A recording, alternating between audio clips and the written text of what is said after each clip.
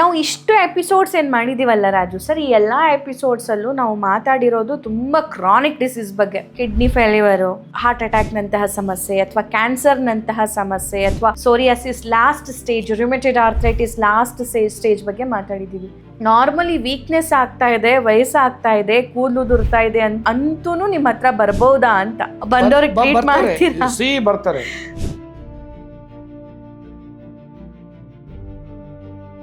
ಈ ವಯೋವೃದ್ಧರಲ್ಲಿ multiple disorders ಇರ್ತವೆ. Joint pain ಇರುತ್ತೆ, ನೀ ಪೇನ್ ಇರುತ್ತೆ, ಅಥವಾ ಮಸಲ್ ಪೇನ್ ಇರುತ್ತೆ. ಸೊ ಇಂತಹ ಸಾಕಷ್ಟು ಸಮಸ್ಯೆಗಳಿಂದ ಬಳಲ್ತಾ ಇರ್ತಾರೆ. ಇಷ್ಟೆಲ್ಲ ಸಮಸ್ಯೆ ಯಾಕೆ ಬರುತ್ತೆ ಸರ್? ಸ್ಟ್ರೆಸ್ ಇಂದ ಬರುತ್ತೆ. That is the most important. ಅದಕ್ಕೇನೆ ಎಲ್ಲರೂ ಸಹ ಹೆಂಡತಿನ ಗಂಡ ಚೆನ್ನಾಗಿ ನೋಡ್ಕೊಳ್ಬೇಕು, ಗಂಡ ಹೆಂಡತಿ ಚೆನ್ನಾಗಿ ನೋಡ್ಕೊಳ್ಬೇಕು, ಜಗಳ ಮಾಡಬಾರ್ದು. ಎರಡನೇದು ಖುಷಿಯಾಗಿರೋದು ಕಲಿಬೇಕು. ಕೆಲವರು ವಯಸ್ಸಾದ ತಕ್ಷಣ ಹೆಂಗ್ ತಿಂತಾರಂದ್ರೆ ಏನು ತಿಂದೇ ಇಲ್ಲ ಅಂತ ತಿನ್ನಂತಿರ್ತಾರೆ, ಸ್ವೀಟ್ಸ್. ಆದ್ರಿಂದ ಏಜ್ ಆಗಿರೋರಿಗೆ ಹೆಚ್ಚಾಗಿ ಸೊಪ್ಪಿನ ಪಲ್ಯ, ತರಕಾರಿ ಪಲ್ಯ, ಕಾಳುಗಳು, ಸಲಾಡ್ಸು, ಡ್ರೈ ಫ್ರೂಟ್ಸು, ಸ್ಮೂತೀಸು ಅಲ್ಲಿರಲ್ಲ. ಆ ಡ್ರೈ ಫ್ರೂಟ್ಸ್ ಸ್ಮೂತಿ ಶುಗರ್ ಬರಲ್ಲ, ಗೊತ್ತಿಲ್ಲದೆ ಮಾತಾಡ್ತಾರೆ. ಫ್ರೂಟ್ಸ್ ಇದ್ರೆ ಇದು ಬರ್ತದೆ ಅಂತ. ಆಕ್ಚುಲಿ ಬರೋದು ಅನ್ನ, ಮುದ್ದೆ, ಸಿರಿಧಾನ್ಯದಿಂದ 70% ಶುಗರ್ ಸಿಗುತ್ತೆ, ಕರಗೋದು ಇಲ್ಲ ಅದು. ಸರ್, ನಾವು ಆವಾಗಲೇ ಮಾತಾಡ್ತಾ ಇದ್ವಿ, ಈ ವಯೋವೃದ್ಧರಲ್ಲಿ ಮಲ್ಟಿಪಲ್ ಡಿಸಾರ್ಡರ್ಸ್ ಇರ್ತವೆ. ಜಾಯಿಂಟ್ ಪೇನ್ ಇರುತ್ತೆ, ನೀ ಪೇನ್ ಇರುತ್ತೆ, ಅಥವಾ ಮಸಲ್ ಪೇನ್ ಇರುತ್ತೆ. ಸೊ ಇಂತಹ ಸಾಕಷ್ಟು ಸಮಸ್ಯೆಗಳಿಂದ ಬಳಲ್ತಾ ಇರ್ತಾರೆ. ನೀವು ಈಗ ತಾನೇ ನೇಪಾಳಿ ಅನ್ನೋರ ಒಂದು ಟೆಸ್ಟಿಮೋನಿ ಬಗ್ಗೆನೂ ಕೂಡ ಮಾತಾಡಿದ್ರಿ. ಎಷ್ಟು ಏಜ್ ನಿಮ್ಮದು? ನಮ್ಮದು 67 ಇಯರ್ಸ್ ಸರ್. ಓಕೆ, ಏನು ಹೆಲ್ತ್ ಇಶ್ಯೂ ಅಂತ ಬಂದಿದ್ದು ನನ್ನ ಹತ್ರ? 6-7 ವರ್ಷದಿಂದ ನನಗೆ fatty liver, gallbladder stone, kidney stones, kidney cyst, prostate problem ಮತ್ತು ಒಬಿಸಿಟಿ ಭಾಳ ಪ್ರಾಬ್ಲಮ್ ಇತ್ತು ನನಗೆ. ಎದ್ದೇಳಬೇಕಾದ್ರೆ ಕೂಡಬೇಕಾದ್ರೆ ಭಾಳ ತ್ರಾಸ ಇತ್ತು. ಈಗ ನಾನು 1 ತಿಂಗಳಿಂದ ತಮ್ಮ ಔಷಧಿ ತೊಗೊಳತ್ತಿದ್ದೀನಿ.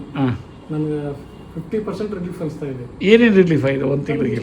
ಅವರೊಳಗೆ ಅನಿಸ್ತಾ ಇದೆ, ಜಸ್ಟ್ ಲೈಕ್ ಎ ಬರ್ಡ್, ಆ ಥರ ಅನಿಸ್ತಾ ಇದೆ. ಈಗ ಎಷ್ಟು ದಿನಕ್ಕೆ ನಿಮಗೆ ಒಂಥರ ಚಲೋ ಆದಂಗೆ ಅನಿಸ್ತು?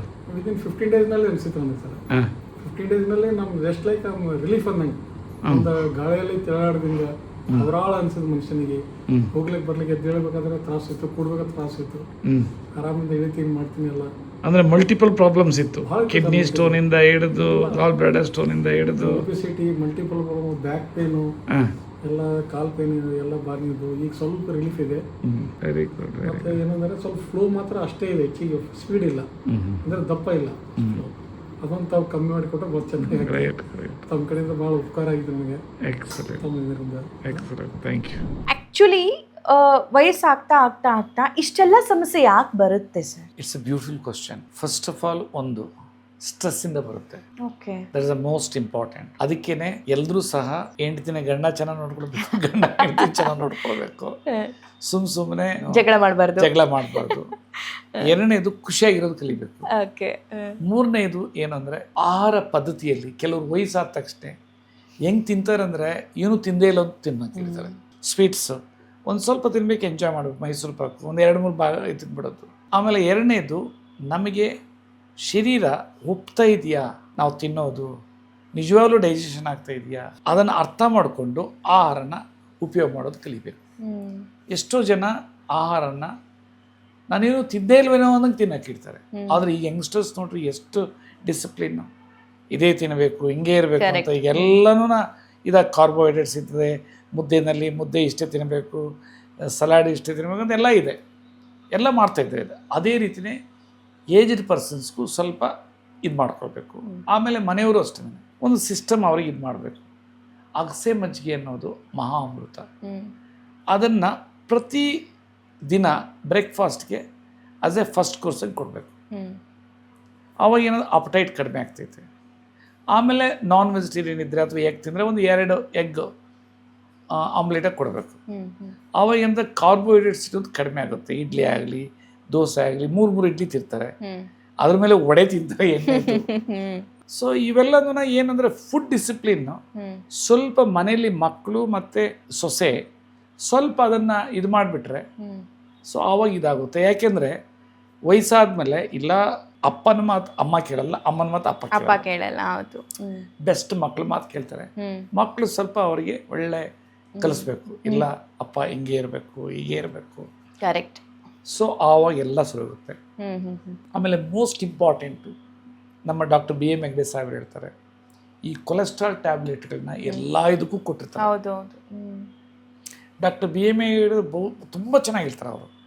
ಅದು ಏನಾಗುತ್ತೆ ಅಂದರೆ, ನಾನು ಈ ನಾಡು ಭಾಷೆ ಹೇಳ್ಬೇಕಂದ್ರೆ ಆ ಲಿವರ್ನ ಮಾಸ್ಕ್ ಮಾಡಿಬಿಡ್ತದೆ, ಲಿವರ್ನ ಬಟ್ಟೆ ಹಾಕ್ಬಿಡ್ತದೆ, ಕವರ್ ಮಾಡುತ್ತೆ. ಕವರ್ ಮಾಡೋದ್ರಿಂದ ಆ ಲಿವರ್ ಮೇನ್ ಏನಿದೆ, ಏನೇ ಊಟ ಮಾಡಿದ್ರು ನಾವು ಇಮಿಡಿಯೇಟ್ಲಿ ಗ್ಲೂಕೋಸ್ ರಿಲೀಸ್ ಆದರೆ ಅದನ್ನು ಅಬ್ಸಾರ್ವ್ ಮಾಡಿಕೊಂಡು ಅದನ್ನು ಗ್ಲೈಕೋಜನ್ ಆಗಿ ಕನ್ವರ್ಟ್ ಮಾಡಿಕೊಂಡು ಸಾಲಿಡ್ ಮೀಟಲ್ಲಿ ಇಟ್ಕೊಂಡು ಯಾವಾಗ ನಮ್ಗೆ ಎನರ್ಜಿ ಬೇಕು ರಿಲೀಸ್ ಮಾಡ್ತಾ ಇರ್ತೈತೆ. ಇದು ಈ ಮಾಸ್ಕ್ ಆಗೋಗ್ಬಿಟ್ರೆ ಏನಾಗುತ್ತೆ ಪ್ರಾಬ್ಲಮ್ಮು, ಅದು ಶುಗರು ನಮ್ಮ ಬ್ಲಡ್ಡಲ್ಲೇ ಓಡಾಡ್ತಾ ಇರ್ತೈತೆ, ಜಾಸ್ತಿ ಆಗ್ತಾ ಇರ್ತೈತೆ. ಅದಕ್ಕೆ ಫಸ್ಟ್ ಟ್ಯಾಬ್ಲೆಟು, ಅದ್ರ ಮೇಲೆ ಇನ್ಸುಲಿನ್ನು, ಮತ್ತು ನ್ಯೂರೋಪತಿ ಅಂದರೆ ಅದಕ್ಕೆ ಬೇರೆ ಟ್ಯಾಬ್ಲೆಟ್ಸು, ರೆಟಿನೋಪತಿ ಅಂದರೆ ಅದಕ್ಕೆ ಬೇರೆ ಪ್ರಾಬ್ಲಮ್, ಆಮೇಲೆ ಎಂಡ್ ವಿತ್ ದಿ ನೆಪ್ರೋಪತಿ, ಅದು ಕಿಡ್ನಿ ಫೇಲ್ಯೂರು. ಸೊ ಅದಕ್ಕೆ ಅದನ್ನು ಸ್ವಲ್ಪ ಹುಷಾರಾಗಿ ಇಟ್ಕೊಳ್ಬೇಕು. ಎಷ್ಟೋ ಜನ ಬರ್ತಾರೆ, ಸರ್ ನಿಮ್ಮದು ವಿಡಿಯೋ ನೋಡಿದ್ವಿ, ಟಿ ವಿನಲ್ಲಿ ನೋಡಿದ್ವಿ, ಈಗೆಲ್ಲ ಖುಷಿಯಾಗಿದ್ವಿ, ಬಿಟ್ಟಿದ್ದೀವಿ ಅಂತ. ಸೊ ಅವೆಲ್ಲ ಆಹಾರದಲ್ಲಿದೆ, ಬೆಳ್ಳುಳ್ಳಿ, ಶುಂಠಿ, ಮೆಂತ್ಯ ಕಾಳು, ಹಸಿ ತರಕಾರಿ ಜ್ಯೂಸ್ ಇವೆಲ್ಲ. ಬಟ್ ಇವೆಲ್ಲ ಇಂಡಿಕೇಟಿವ್, ಆದರೆ ಡಿಸಿಷನ್ ತೊಗೊಂಡು ಅವ್ರು ತೊಗೊಳ್ಬೇಕು.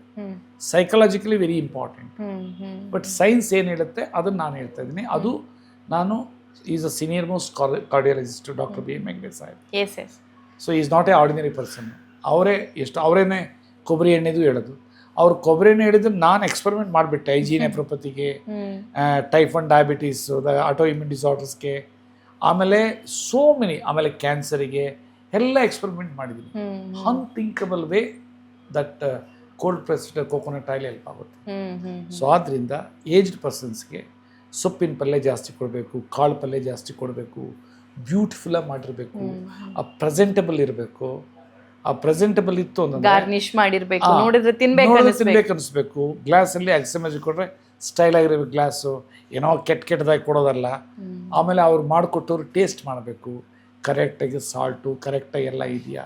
ಸೊ ಏನು ಅಂದರೆ ಅವ್ರನ್ನ ಮಕ್ಕಳಿಗೆ ನೀವು ಹೇಳಿದ್ರಲ್ಲ ಆಗಲೇ ಇನ್ನೊಂದು ಎಪಿಸೋಡಲ್ಲಿ ನನಗೆ, ಇದು ಮಕ್ಕಳು ಭಾರಿ ಚೂಸಿ, ಇಲ್ಲಾಂದರೆ ಬಿಸಾಕ್ತಾರೆ.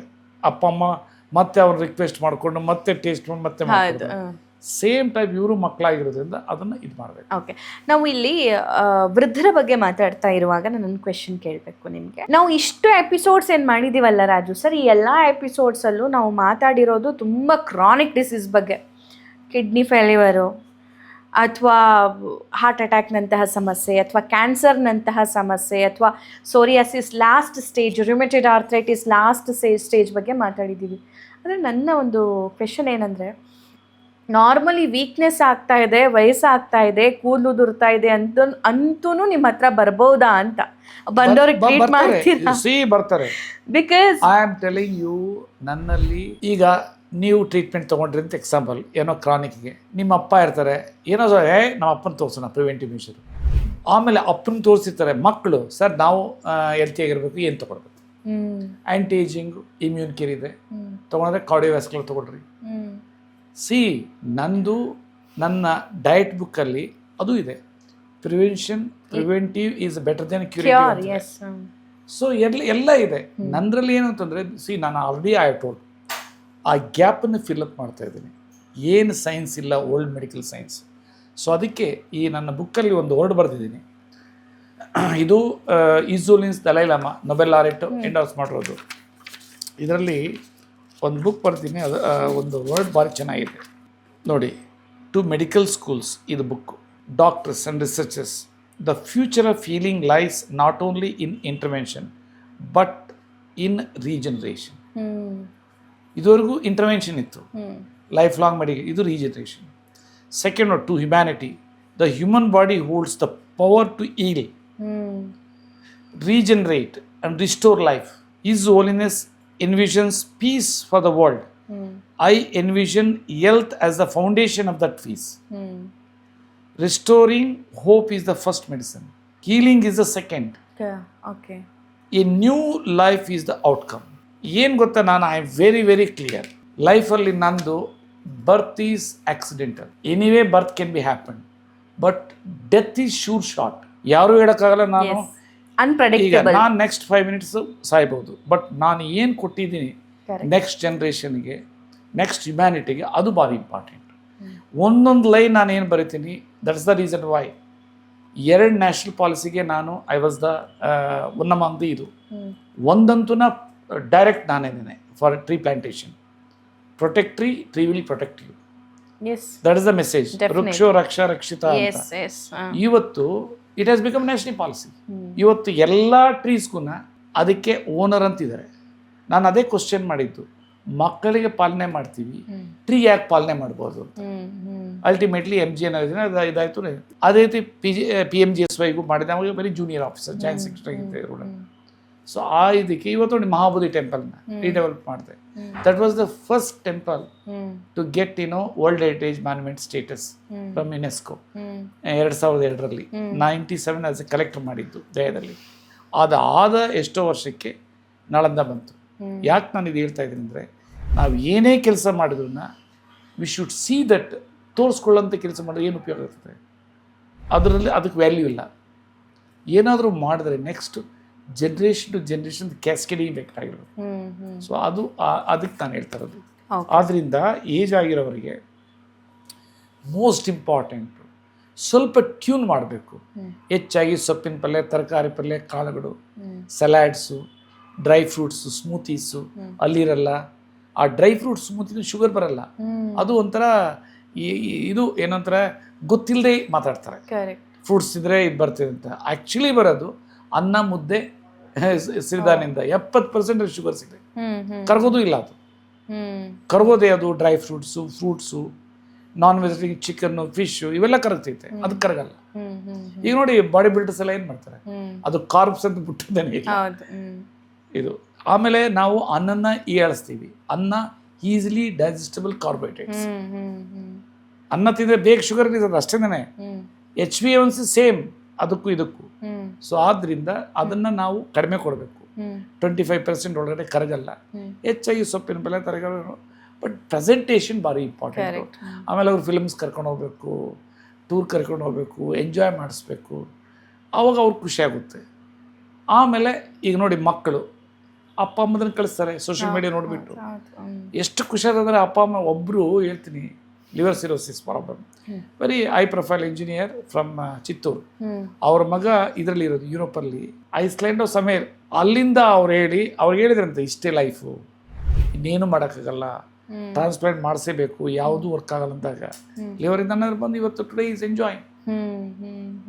ಅಂದರೆ ಮಕ್ಕಳು ನೋಡಿ, ಇನ್ನೊಬ್ಬ ಮಗ US ಅಲ್ಲಿದ್ದಾರೆ, ನಾಗರಾಜು ಅಂತ ಪೇಷಂಟ್ ಹೆಸರು. ಅವರು ಲಿವರ್ ಸಿರೋಸಿಸ್ ಫ್ರಮ್ ತುಮಕೂರು. ಅಲ್ಲಿಂದ ಅವ್ರು ಕಳಿಸಿದ್ರು ಮಕ್ಕಳು. ಅಂದರೆ ಮಕ್ಕಳು ಸೋಷಿಯಲ್ ನೋಡ್ತಾ ಇರ್ತಾರಲ್ಲ. ಸೊ ಅವ್ರ ಡಾಕ್ಟ್ರು ಒಪ್ಲಿಲ್ವಂತೆ.